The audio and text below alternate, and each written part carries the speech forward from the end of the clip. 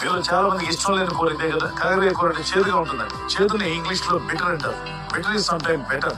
Better అనేటువంటిది కొన్నిసార్లు liver కి చాలా బెటర్ అని మనం వింటున్నాం. అవును, మరి దేవుడు కారణం లేకుండా ఏది పుట్టించాల. ఆయన ఏది కలుగు చేసినా అది మంచిదిగా కలుగు చేశాడు. ఆదికాండం 1వ అధ్యాయంలో ఆయన కలుగు చేసిన సమస్తం మంచిది మంచిది మంచిది అని అంటారు.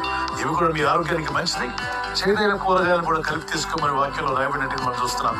ఆయా సమయాల్లో కనీసం వారానికి ఒకసారి, నెలకు ఒకసారి వండడానికి ప్రయత్నం చేయండి. సార్లు జీవితంలో ఎదురయ్యే చేదు అనుభవాలను చూసి బాధపడద్దు, దుఃఖపడద్దు, తిరుగుపడద్దు.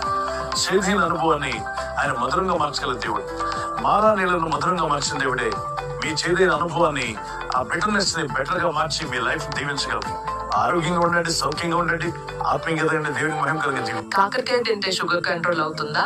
కాకరకాయలో vitamin A, vitamin C, folic acid, fibre కూడా ఎక్కువగా ఉంటుంది. కాకరకాయ గ్లైసెమిక్ ఇండెక్స్ చాలా తక్కువ కాబట్టి షుగర్ లెవెల్స్ అస్సలు పెంచదు.